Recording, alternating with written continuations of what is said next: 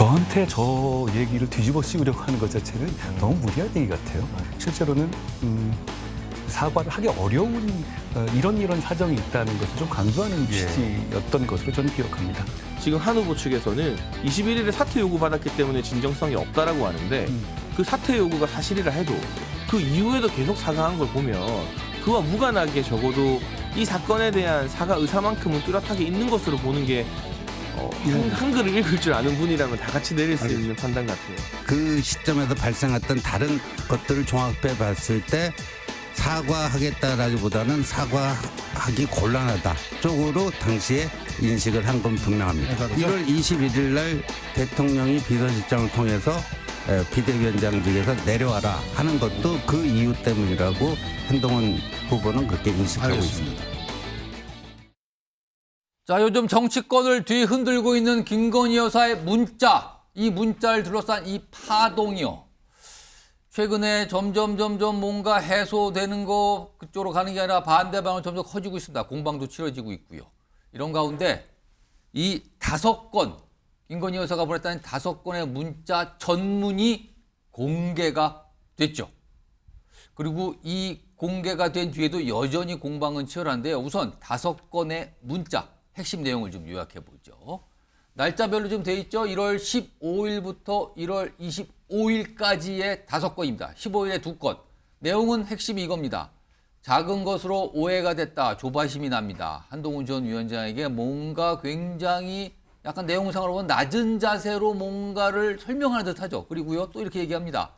당시에 불거졌던 명품백 의혹 이와 관련된 거죠. 모든 게 제 탓. 죄송하다. 그리고요 19일에는 이슈 커질 가능성에 지금 대국민사가 결정을 못합니다. 그러면서 얘기를 하죠. 판단을 해주신다면 따르겠다. 이런 내용입니다. 그리고 23일에 다시 한번 사과를 언급을 합니다. 그리고 25일에는 대통령 역정에 마음 상하셨을 것 같습니다. 라면서 뭔가 또 설명을 하죠. 이런 내용들이 있었는데요. 그런데 지금 이 문자가 처음에 불거졌을 때 바로 시작된 공방과 논쟁은요. 이 문자의 의도가 대국민 사과를 하려는 것이냐, 사과를 하지 어렵다, 이걸 설명하는 것이냐, 이게 공방이 붙었거든요. 자, 이와 관련해서 계속 이어지고 있는데요. 목소리 좀 들어보겠습니다. 사건의 당사자인 영부인이 직접 본인이 사과를 했단 말입니다. 그 내용을 보시면 제가 어제 좀 전문을 읽으면서 좀 밑줄을 꺼봤는데요. 네. 한동훈 후보한테 사과드립니다는 표현이 4번 나옵니다. 죄송합니다가 5번 나왔고요. 잘못했습니다 였습니다. 너무 잘못했습니다. 제 잘못 때문에 드릴 말씀이 없습니다라고 또 3번 나와요.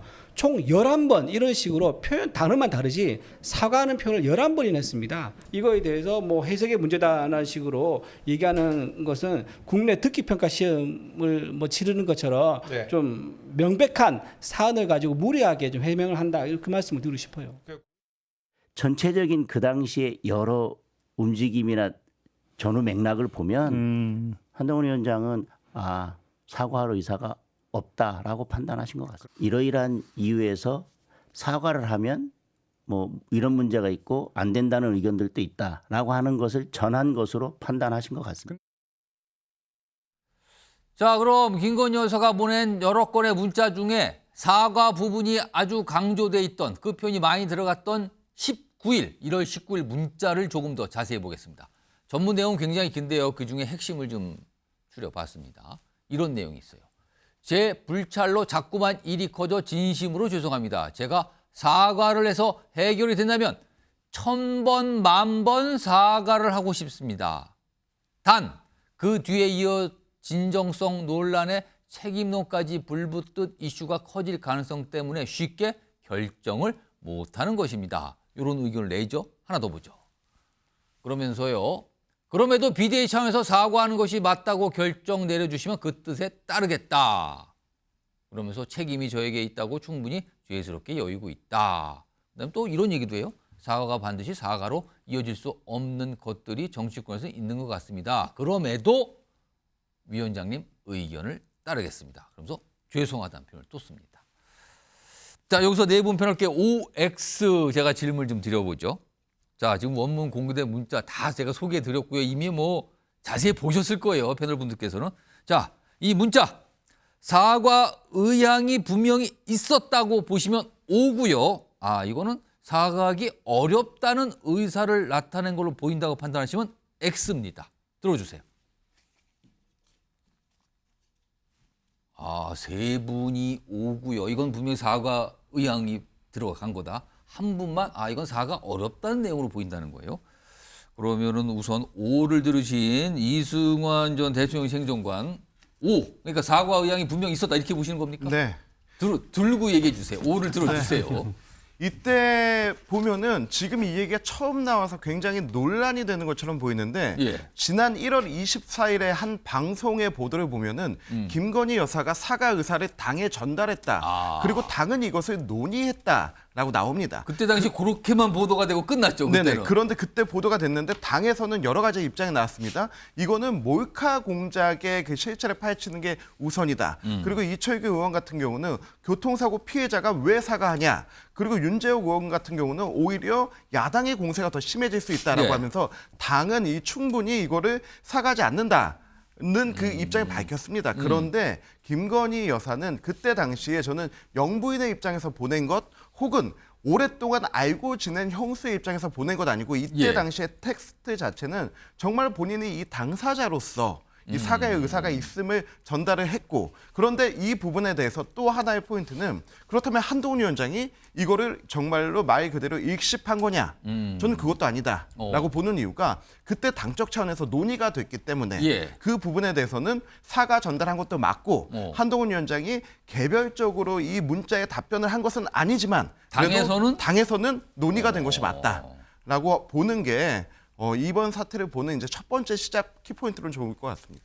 자, 그러면 좀 네 분 패널 중에 유일하게 X. 그러니까 이거는 사과하기 어렵다라는 의사를 표현한 걸로 보신다는 건데요. 어떻게 해서 그렇게 해석하셨습니까? 네, 오늘 공개된 5건의 그 문자 가운데 예. 방금 보신 19일자 문자 내용만 놓고 본다면 김건희 여사가 사과의 의중이 있었다 이렇게 얘기할 수 있을 것 그 같습니다. 문자 내용 자체만 그대로 본다면. 그렇죠. 그런데 지금 이 5건의 문자는 연속성을 갖는 거잖아요. 그렇기 때문에 맥락을 봐야 된다. 맥락. 그렇죠. 예.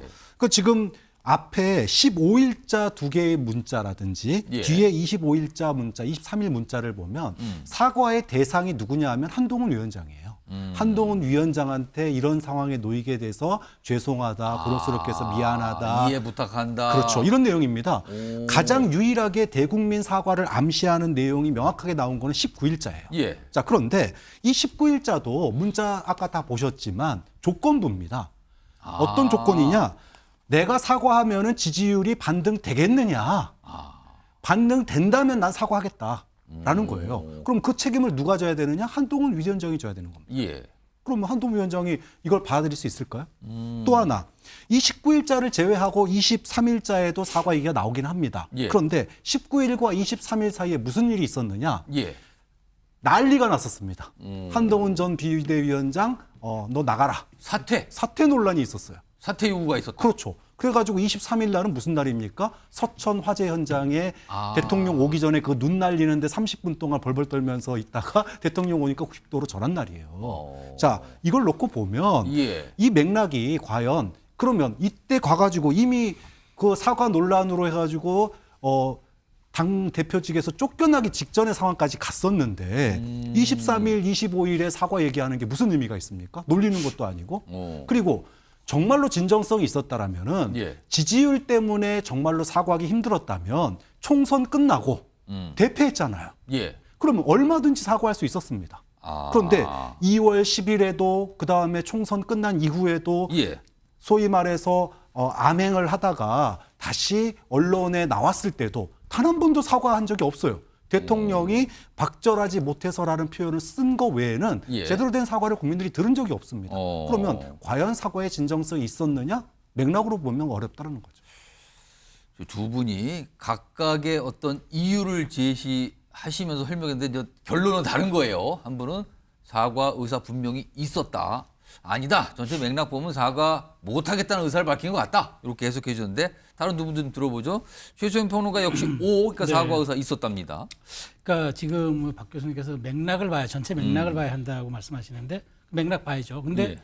저는 이 문자 가운데서 가장 중요한 건 1월 19일 문자라고 생각합니다. 왜냐하면 5번의 문자 가운데 앞에 2번은 일반론적인 얘기가 있고 뒤에 2번은 이제 화해 종용에 대한 이제 그 얘기가 있어서 19일 문자가 왜 중요하냐면 바로 이 직전에 1월 17일과 1월 18일에 큰 분기점의 발언이 나옵니다. 1월 17일 날 김경률 비대위원이 이른바 마리 앙뚜아네트 발언을 그렇습니다. 합니다. 마리 앙뚜아네트 빗댄 발언을 했고 그다음에 바로 그 다음 날 1월 18일 날 한동훈 당시 비대위원장이 국민 눈높이에서 봤을 때 걱정할 부분이 있다고 했습니다. 예. 17, 18 사실은 이거를 민주당이 제기한 이슈가 아니라 국민의힘 당시 비대위 내부에서 불거진 이슈였어요.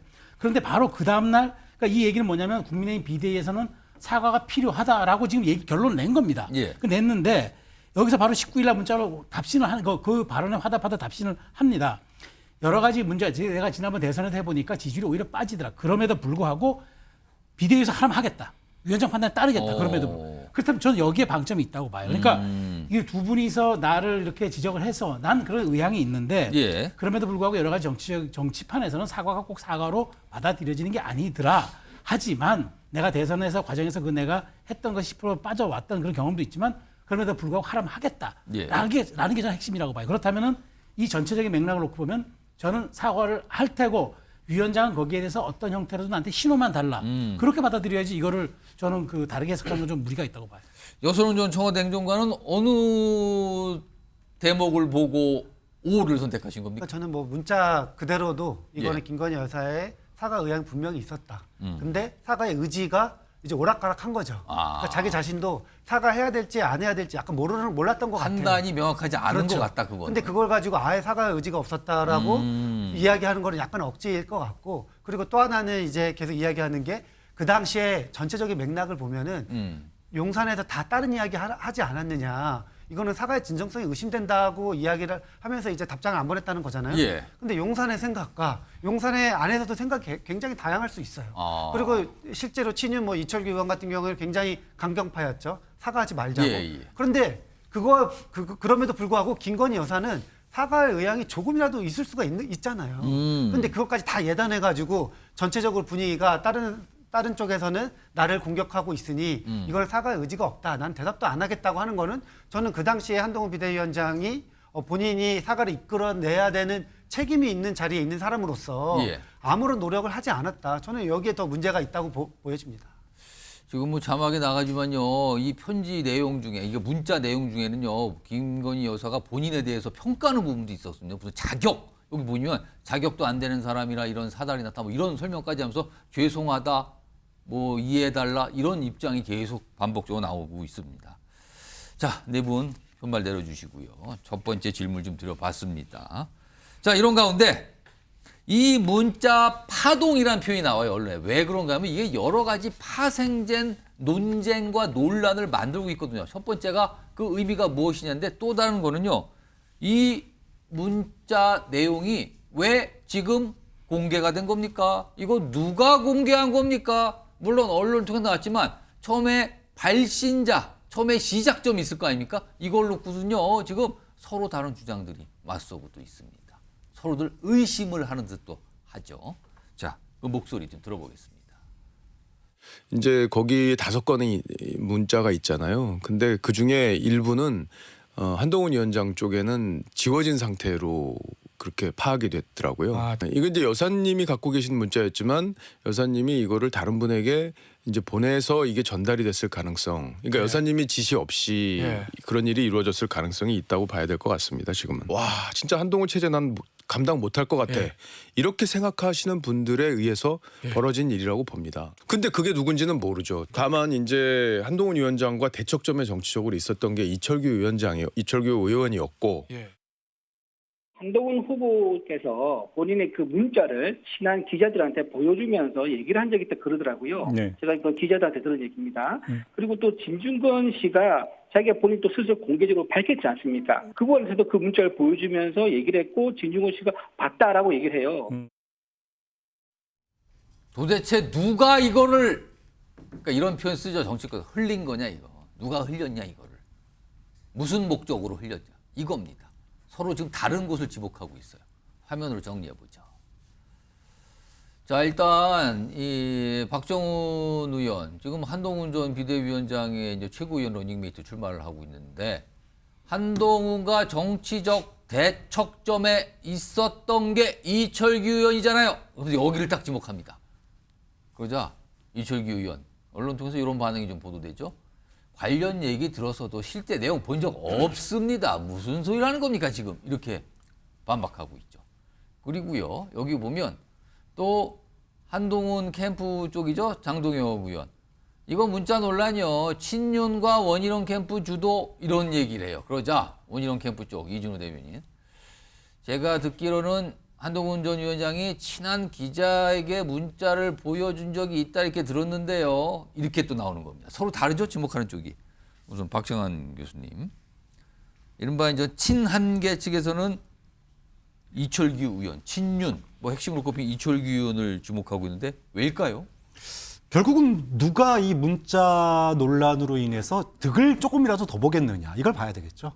그러면 한동훈 후보 측에서 득을 보겠습니까?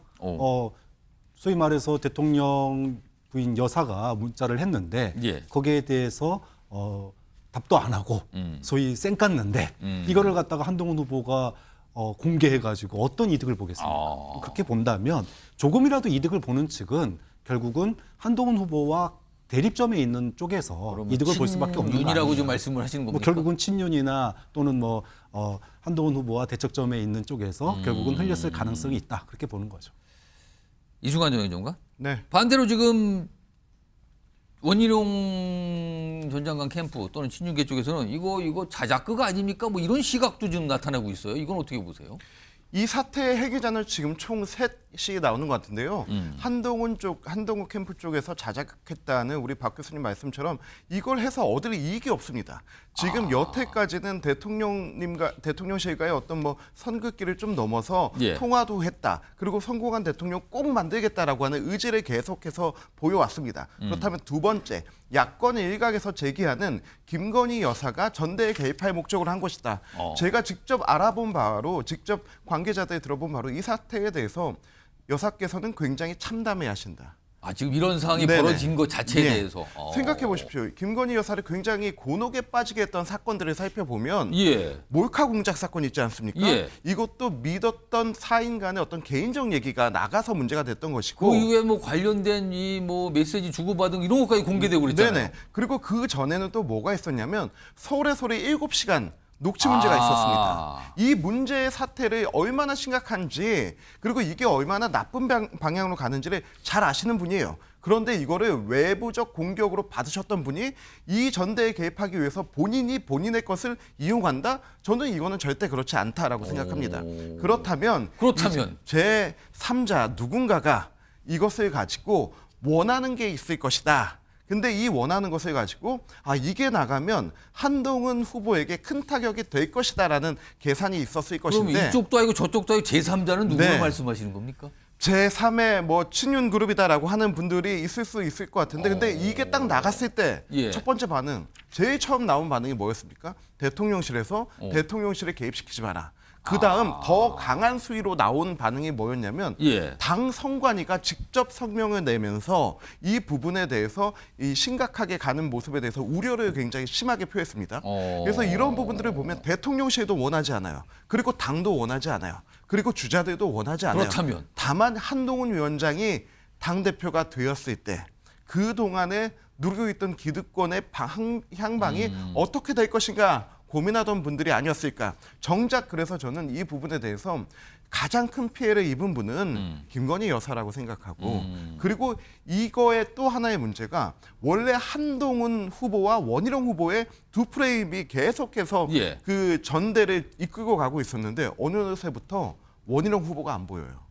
한동훈 후보와 김건희 여사만 보여요. 갑자기. 네, 그래서 전 두 번째 피해자는 원희룡 후보가 아닐까 이렇게 생각합니다. 제3의 무슨 세력, 제3자라고 그러는데 더 궁금한데요. 말씀을 안 하시고 그냥 두루뭉술하게 제3자 말씀하시는데 누굴까요? 분명히 이승환 전 행장관 머릿속에는 누군가 떠오르면서 얘기를 하신 듯 했는데 말씀을 안 하시네요. 지금요. 알겠습니다. 더 궁금하네요. 또 저렇게 설명을 하시니까. 자, 일단 상황은 지금 이렇게 가고 있고요. 서로도 의심하고 있는 상황까지 간 거예요. 지금요. 이런 가운데 김건희 여사가 보낸 여러 건의 문자 중에 눈길을 눈길을 잡는 표현들이 좀 있었는데 그 중에 하나가 바로 동지란 표현입니다. 동지요. 정치권에서는 자주 쓰기도 하는데 이 표현이 나오는데 화면 좀 보겠습니다. 여기 보시면 이게 1월 23일 보낸 문자 내용 중에 있어요. 함께 지금껏 생사 가르는 여정을 겪어온 동지였는데 그럼 여기서 말하는 동지 사이는 김건희 여사와 한동훈 전 위원장? 이건가요? 그러면서 아주 조금 결 안 맞는다 하여 상대를 공격할 수 있다는 의심 들인 것조차 부끄럽습니다. 앞서서는 무슨 댓글팀? 뭘 글을 쓴 거? 뭐 이런 얘기 좀 설명을 하죠. 그러면서 오해다, 아니다라고 하면서 이런 설명을 내놓은 겁니다. 이거에 대해서 지금요, 아무리 봐도 야당에서 이 부분에 대해서 좀 관심을 갖고 보고 있는 것 같아요. 그 목소리 들어보겠습니다. 함께 동지. 어떤 의미예요? 우리가 쓸 때 동지라는 용어는 정치적 동지 얘기를 많이 쓰는 거죠. 그러면 한동훈 전 장관과 김건희 여사는 정치적 동지를 해왔고 정치적 행위를 그동안에 해왔다라는 것을 누가 스스로 인정한 겁니까? 김건희 여사가 스스로 인정한 거고 김건희 여사의 문자를 통해서 우리가 확인할 수 있다. 이 말씀 드리고요. 여선웅 행정관. 김건희 여사는 무슨 의미로 한동훈 전 위원장을 동지라고 칭한 걸까요? 그러니까 뭐 지금 20년 직이라고 이야기를 하잖아요. 그리고 이제 한동훈 위원장과 그리고 뭐 윤석열 대통령 계속해서 뭐 20년 동안 서초동에서 함께한 이제 한 팀, 원팀 뭐 이런 느낌으로. 그러면 앞에 무슨 검찰 동지 이런 게 생략이 된 겁니까? 그런 검찰이라는. 여기 보면은 여정을 같이 했다 이렇게 나와요. 그러니까 이제 뭐 같은 팀이다 이렇게 이야기를 하신 것 같아요. 근데 이게 이제 민주당에서 문제 삼는 거는 단순히 이제 동지라는 표현 뭐 그거 이제 원팀이라는 거 우리가 알고 있지만 이게 만약에 뭐 지금뿐만 아니라 그러니까 한동훈 그 후보가 예전에 법무장관이었고 그 전에는 검사였어요. 검찰 신분이었죠. 예. 그럼에도 불구하고 계속 정치적인 행위를 같이 한 거냐. 이건 약간 문제가 있다. 이렇게 이제 거기까지도 나갈 수도 있는 민주당은 이제 것이고. 그렇게까지 해석을 하고 있는 거예요, 지금요. 예. 그렇고 그리고 이제 대통령 당선 이후에도 계속해서 뭔가 두 분이 뭔가를 국정을 의논했다, 논의했다, 상의했다는 거는 이거는 뭐 영부인의 국정 개입이라고 또 비판할 수 있는 거예요. 그러니까 이 표현 하나로 민주당은 뭔가 이제 이걸 김건희 여사 관련된 그 공격 포인트가 생겼다 이렇게 보면 될 것 같습니다. 최수정 평론가는 영부인과 여당의 당시 비대위원장 근데 동지란 표현을 써서 뭔가 설명을 합니다. 이걸 어떻게 봐야 됩니까? 저는 이거는 그냥 정치권에서 흔히 쓰는 관용구적 의미라고 봐야 될 것 같아요. 우리 동지잖아. 뭐 이런 뜻으로 이제 받아들여야지. 자, 보십시오. 그러니까 가까운 사이다라는 걸 강조하는 표현 정도? 보십시오. 두 사람이 말씀하신 바처럼 20년 동안 우리가 흔히 이런 얘기를 합니다. 윤석열 대통령 얘기할 때 한동훈을 빼놓고 얘기할 수 없고 한동훈 위원장을 또 얘기할 때 윤석열을 빼놓고 얘기할 수 없다. 이런 얘기를 흔히 합니다. 그러니까 더더군다나 뭐 중앙지검 3차장 국정농단팀 수사팀 그다음에 반부패 수사부장 언제나 윤석열 대통령의 검찰 여정 옆에 바로 한동훈 위원장이 있었기 때문에 김건희 여사 입장에서는 결혼한 이후에 본 사람 중에 가장 가까운 사람인데 그럼 그 사람을 동지로 칭하지 그럼 적으로 칭하겠습니까? 근데 여기서 동지를 제가 꺼내온 이유 이런 것 같아요. 사과에 대한 의미를 강조하고 우리 신뢰 이상이 없다는 얘기를 끄집어내려니까 동지라는 단어를 가져옴으로써 이 맥락의 의미를 극대화시키는 거죠. 신뢰관계가 있다라는 부분을 강조한 표현 아니냐. 우리는 헤어지지 않는다. 이렇게 사소한 문제로 우리가 조금 결이 다르다고 헤어져서 오해를 빚으면 되겠느냐라는 얘기를 하고 싶어서 동지를 꺼내왔는데 민주당에서 마침 이걸 잘 됐다. 이게 국정농단의 증거다. 동지라고 했으니 이제까지 그러면 뭐 사사건건 다 개입했을 거 아니냐라고 주장하는 거는 이건 침소봉대를 넘어서 이거는 제가 보기에 좀 무리수죠. 그래서 저는 이 문제를 가지고 이 워딩을 가지고 아마 민주당에서 조금 꼬리를 잡고 싶어 하겠지만 제가 보기에 헛발질에 불과할 것이다 라는 말씀 드리겠습니다. 근데 이 얘기를 안 할 수가 없는데 사실은 김 여사 관련해 가지고 대선 전부터 뭐 서초동에서 뭐 어떤 애 저전 애 이야기들이 굉장히 많았습니다. 이것뿐입니까? 용산 대통령실 들어가서도 뭐 인사함 논란을 가지고 뭐 비서실에 개편됐는데 여기에 김 여사 입김이 들어갔네 안 들어갔네. 그 수많은 이야기들이 있었는데 동지라는 표현이 나오니까 그게 그냥 단순한 소문이 아니라 실제로 이렇게 선거의 지지율을 따지고 뭐하는 영부인인 줄 알았는데 정무적인 감각을 가진 참모였구나. 내용을 보니까 약간 그런 판단까지 들어간 거 그렇죠. 아니냐. 이런 느낌을 받을 수밖에 없는 거예요. 그러니까 아무것도 없는데 동지라는 용어 하나 가지고 뭐 트집을 잡는 게 아니라 예. 이제까지 그 수많은 소문들의 어떤 단어적인 귀결이 동지 아니냐 이런 얘기를 하는 거죠. 전 짧게 그냥 미국 예. 정치권 속담 하나 인용할게요. 영부인에게 무대가 아닌 곳은 없다라는 게 미국 정치권의 그게 그 속담입니다. 영부인에게 무대가 아닌 곳은 없습니다. 그러니까 어떤 자리에 어떻게 있어도 전혀 이상하진 않습니다. 다만 이거를 확대 해석하려고 들면 늘 오해를 빚습니다. 하나 최종 평론가께 추가 질문드리면 한동훈 전 비대위원장이 당시에 답장을 안 했잖아요. 네. 4통이나 받았는데 안 했어요. 근데 혹시 안 한 이유 중에 여러 가지가 이유가 있는데 혹시 이 동지라는 표현 이런 게 좀 부담스러워서 굳이 답을 하지 않을까 이렇게 생각할 가능성은 없었을까요? 저는 전혀 없다고 봐요. 왜냐하면 굳이 여기서 보면은 그냥 뭐 동지였는데 그러면 일각에서 얘기하는 것처럼 동지라는데 답을 했다가 이게 나중에 문제가 됐을 때 혹시라도 이게 뭐 연관성으로 내가 예. 엮이지 않을까? 저는 그런 한동훈 후보도 이 정도에 대한 분별과 어떤 그런 언어 감각은 있기 때문에 다만 전체적으로 자기가 안 하는 게 좋겠다로 생각해서 안 했다고 봐야지 이런 단어들 때문에 피해갔다고 보기 좀 어렵습니다. 아무튼 동지라는 표현이 정치권으로 많지만 정치권 밖에서는 그렇게 쉽게 쓰지는 않는데 이런 표현이 이제 주목을 받았고요. 그리고요. 이 여러 건의 문자 내용 중에 특히 15일 거, 그래 마지막에 보낸 건 등등등 여러 가지를 보면은요. 뭔가 한동훈 전 비대위원장과 윤석열 대통령 사이를 중재하려는 듯한 뭔가를 좀 조율하려는 듯한 이런 얘기가 좀 있거든요. 화면으로 좀 보겠습니다. 여기 보시면 일단 15일 거는요. 한번 부이랑 그러니까 윤석열 대통령을 말하는 거죠. 부이랑 통화하시거나 만나시는 건 어떠실지요? 내심 전화 기다리시는 것 같은데요. 이렇게 뭔가를 좀 얘기하는 것 같죠, 지금요. 그리고 또 한 가지 있습니다. 25일에는 조만간 두 분이서 식사라도 하시면서 오해 푸셨으면 합니다라고 문자 메시지 중에 포함되어 있어요. 그런데 마지막인 25일 문자 메시지가 간 뒤에 물론 답장을 안 했어요. 한동훈 전 위원장. 근데 나흘 뒤인 1월 29일 윤석열 대통령과 한동훈 당시 비대위원장이 대통령실에서 오찬을 합니다. 이승환 전 의장. 네.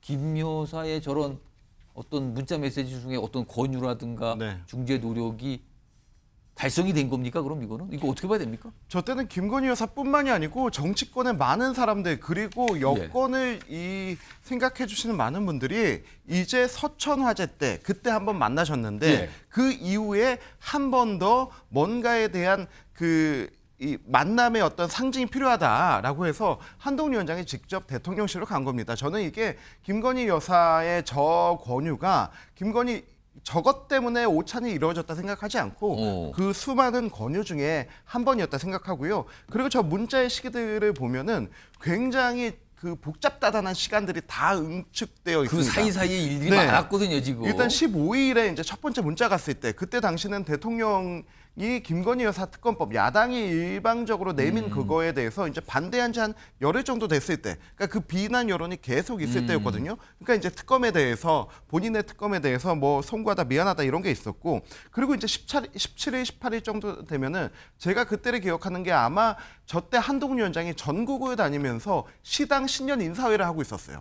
17일, 18일 이때쯤이 아마 서울을 했을 때였습니다. 서울에서 이제 마포 김경률을 이야기했을 때고요. 그때 마리 앙뚜아네트 얘기가 나왔습니다. 그게 나온 거예요. 그리고 나서 이제 19일에 이제 세 번째 문자가 나왔던 거죠. 그리고 나서 이 23일에 넘어가면서 서천 화재 현장 여기에서부터 이제 대통령과 한동훈 위원장의 갈등이 일단락됐다라고 했을 그때 나중에 알고 보니까 그날 만나고 특별 기차로 다시 서울로 상영할 때 그때도 좀 대통령께서 좀 분노를 표출하신 게 있었다. 그래서 서천 화재 현장에서 봉합됐다고 봤으나 또 다른 하나의 이 뭔가를 남겼다. 완전 봉합은 아니었다는 거네요. 그러면은. 그래서 그날 바로 또 다시 김건희 여사가 문자로 해서 이 동지란 표현이 나오고 하면서 우리 옛일도 생각하면서 하자 뭐 그랬던 부분이 나왔던 부분이고요. 그리고 이제 마지막에 이제 25일에 식사 한번 하셨으면 좋겠다. 라고 한 부분. 근데 이 과정을 보면은 김건희 여사의 사과 의사가 전달이 돼서 당에서 사과하지 않는다로 이제 나왔던 부분, 그리고 식사 한번 하셨으면 좋겠다. 그래서 이제 식사가 한번 이루어지는 부분들 보면서 아, 그래도 읽고 답장은 안 하지만은 메시지는 전달되는가 보다라는 생각은 하지 않았을까 하는 느낌은 있습니다. 박찬 교수님은 15일 문자 내용과 25일 문자 내용 그리고 29일 실제 오찬을 한 내용. 이거 어떻게 보십니까? 그러니까 25일 날 식사를 하자라고 하는 취지가 뭐냐 하면 지난번에 큰 소리로 역정낸 것에 대해서 그걸 풀자는 거예요. 그러니까 무슨 이승환 행정관 얘기하시는 것처럼 많은 정치권에서 여권의 분열을 우려하고 있으니까 뭐 이거 좀 화해하고 뭐 이런 차원이 아닙니다. 23일 서천 화재 현장에서 봉합된 줄 알았는데 알고 보니 거기서 XX 소리까지 나오면서 정말로 감정적인 소위 한동훈 비대위원장이 당시에 감정적으로 완전히 뭐 정말 소위 말하자면은 상소리 들은 거 아닙니까? 이거에 대해서 25일 날 그거는 풀어야 되지 않느냐. 그러니까 밥 한번 먹어라 이 얘기거든요. 자, 이걸 놓고 본다면 이게 단순한 그런 정무적인 차원에서의 그런 화합이 아니라 두 사람이 사실상 결별 상황으로 수순까지 가는 그런 정치적 갈등에 이거를 막기 위한 정무적인 노력이 온 거예요. 그렇게 따지면 그 노력을 한 거 아니냐 지금. 그렇죠. 이거는 그냥 단순한 인간적인 관계를 넘어서서 정무적인 개입입니다. 이거 분명하게. 이 역할을 누가 합니까? 대통령과 소위 넘버1과 넘버2가 정말로 상소리 나는 소리까지 하면서 싸운 건데 이거를 갖다가 정무 조정 역할을 할 수 있는 사람은 김건희 여사밖에 없는 거죠. 이게 문자 내용이 이게 여러 가지를 지금 파생하고 있어요, 지금. 아무튼 이런 내용이고요. 자, 다음으로 좀 넘어가 볼 텐데요. 이제 뭐 이 문자가 알려진 내용이 알려진 이후에 하나씩 뭔가 이렇게 논점들과 공방의 대상들이 나오고 있거든요. 다음으로 넘어가 보겠는데 일단 이 상황과 관련해서 지금 당권 주자들 특히 한동훈 전 위원장과 원희룡 전 장관 굉장히 약간 거칠어지고 날이 서 있거든요. 두 사람이 관련해서 한 예의가 있습니다. 들어보시죠. 저는 지금 원희룡 후보를 비롯한 다른 분들에 대한 네거티브를 굉장히 자제하고 있거든요. 제가 진짜 네거티브 마음먹고 할 말을 들면 하려고 들면 여러분 머릿속에 쭉 떠오르지 않습니까? 안 하는 거잖아요. 참고 있는 겁니다. 저는 당대표가 되잖아요. 앞으로. 영부인님과 당무 관련해서 대화하지 않을 겁니다. 오늘 선관위에서 서로 새로운 공방이 될 수 있는 거는 좀 당분간 자제를 해달라. 그래서 제가 일단 그 방침에 따르겠습니다. 그래서 거기에 더 추가적인 거는 일단 지금은 일단 제가 선관위 자주 요청에 협조하는 그 기조다라는 말씀으로 답변을 대신하겠습니다. 자, 그럼 여기서요 패널 네 분께 질문을 좀 한번 들어볼까요? 화면에 있습니다. 질문은 보시죠. 지금 이 문자 파동이에요. 과연 표현은 여러 가지가 있을 수 있어요. 일단 승자와 패자, 결과적으로 승자와 패자는 각각 누가 되는 건가? 또는 결과적으로 누가 득을 보는 상황이 됐고 누가 타격을 입은 상황이 됐는가? 이거를 써주시는 겁니다. 각각 써주시는 거예요. 자, 다 쓰셨으면 들어주시기 바랍니다. 자, 잠깐만요. 근데 이상한 이름을 어떤 분이 제 이름을 쓰신 것 같은 분이 있는데 이건 이따가 조금 있다가 이거 약간 당혹스러운 답변을 쓰신 분이 있어요. 일단 제가 여선웅 행정관부터 좀 설명을 들어볼까? 일단 위에 득실수였는데 설명해 주세요. 네, 그러니까 득점은 아무도 없다. 지금 없음. 지금 이야기 나오는 것이 그 국민의힘이 스스로 무덤을 파고 있다. 모두가 다 죽는 길이다. 원희룡 후보가 계속 이야기하는 대로 가고 있는 것이죠. 그러니까 저는 이 문자 파동 논란에서 결국에는 김건희 여사도 민주당으로부터 아니면 야권으로부터 아니면 전반적으로 영부인이 이렇게까지 해야 돼? 했었어? 여기에 대한 의심이 있을 수 있어가지고 마이너스 요소가 있는 거고 그 한동훈 후보 측 같은 경우에는 배신자론에 근거가 생겼다. 그전에는 그냥 말만 배신자였는데 알고 보니까 김건희 여사가 굉장히 영부인임에도 불구하고 낮은 자세로 사과하고 몇 번이고 이거 다 내가 부덕한 소치다 뭐 이런 식으로 이야기하고 마지막에는 동지라고까지 이야기를 했는데 답장을 안 했다. 옛날 이야기하면서. 근데 답장을 안 보낸 거죠. 그러니까 이거는 전륜이라는 이야기가 나온 게 왜 나왔나 했더니 이때 전륜이 나온 것 같아요. 절교하자는 신호를 한동훈 후보 측에서 보낸 거죠. 근데 저는 이게 지금 뭐 선거에서 영향은 잘 모르겠지만 장기적으로는 예. 한동훈 후보의 캐릭터에 대한 의구심이 들 것 같아요. 아니 20년 동안 가까이 한 20년 동안 함께한 윤석열 대통령이랑도 이렇게 선을 긋는데 예. 이걸 같이 할 정치적인 동지로 한동훈을 삼아도 돼? 우리 보수 쪽의 리더를 할 수 있어? 예. 여기에 대한 의심이 국민의힘 원내에서부터 생기지 않을까 이런 생각을 가집니다. 자, 그러면은 득을 본 쪽은 없는 것 같다. 실은 일단 한동훈 전 위원장 쪽이 실이 아니냐, 타격을 입은 거 아니냐 이렇게 분석인데요. 좀 특이하신 답을 쓰신 이승환 전 행정관은 네. 위에 쪽 이름과 아래쪽 이름은 본인 이름을 쓰신 겁니까 네. 혹시? 이거 무슨 뜻으로 쓰신 겁니까 지금? 이 사태로 예. 득을 보신 쪽은 예. 언론인 것 같습니다. 그래서 제 이름을 쓰신 그래서 겁니까? 우리나라 그래서? 언론을 대표하는 우리 이상훈 앵커님의 이름을 썼습니다. 언론이 왜 득을 봤습니까 이거? 이 지금 문자 몇 줄 하나로 지금 며칠 동안 모든 뉴스를 잠식하고 있고 굉장히 이 부분- 주목도가 높은 뉴스 네. 아니냐 지금 예. 이게. 지금 저희가 이 방송에서도 이 부분만 가지고 30분 넘게 얘기하고 있지 않습니까? 예. 그래서 가장 득을 본 쪽은 언론인 것 같고 아. 가장 손해를 본 거는 바로 접니다. 왜 그렇습니까? 국민의힘에서 정치하고 있는 예. 모든 정치인들 우리 모두가 다 가장 참담한 지금 상황에 놓여 있습니다. 언제까지 우리 당이 예. 이런 문자 논란에 빠져야 되는가? 맨 처음에 전당대회 시작됐을 때만 하더라도 예. 흥행이 안 될 것 같아 너무 걱정했는데 예. 이제는 이 흥행을 넘어서 너무 그냥 흥행이 되는 겁니까 당을 지금? 불태우고 집어삼킬 만큼 원 이 상황이 예. 저는 우리 진영의 우리 당의 정치인 그 누구라도 이것 때문에 손해본 게 누구냐라고 했을 때 모두가 다 자기 자신이라고 얘기할 것 같습니다. 아, 굉장히 상징적인 표현으로 이름을 쓰셔서 저는 깜짝 놀랐습니다. 제 이름을 쓰셔가지고. 자, 이번에는 박찬 교수님은 득을 본 쪽과 타격을 입은 쪽을 쓰셨는데 답을 좀 다르게 쓰신 것 같아요. 설명해 주시죠. 뭐 비슷합니다. 예. 지금 여권이 예. 스스로 자폭하고 있다. 아. 폭망이다. 왜냐하면 우리가 1월 달로 돌아가 보면은요. 당시에 유난 갈등이 뭐 약속 대련 아니냐. 뭐 이런 해석이 민주당에서도 일부 나왔었던 거 기억하실 겁니다. 예. 그런데 지금 돌이켜 보니까 약속 대련 아니었어요.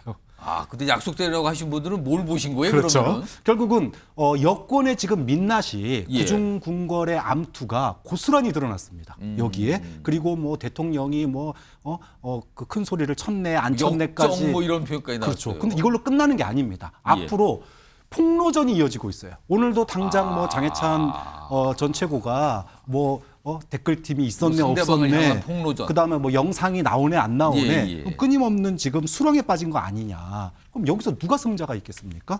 거기다가 김 여사의 당무 개입 논란 나왔죠. 그리고 한동훈 후보의 정무 감각도 논란이 올랐습니다. 아무도 승자가 없어요. 그러니까 밑에 쪽 쓰신 자폭은 지금 여당, 여권 자체가 지금 자폭 아니냐 이게? 그렇죠. 이것은 그냥 자폭의 길로 가고 있고. 그럼 위쪽에 쓰인 공멸은 뭡니까? 그래서 결과적으로 공멸됐습니다. 아, 공멸됐다. 그러니까 지금 뭐 다 그냥 엉망이다. 지금 엉망으로 가고 있는 거 아니냐? 그런 설명이시네요. 마지막으로 최수영 평론가께서는 승자 패자하면서 각각 쓰셨는데 승자에 민주당을 쓰셨어요. 민주당이죠. 이 아수라판에서 남는 장사한 건 민주당이죠. 보십시오.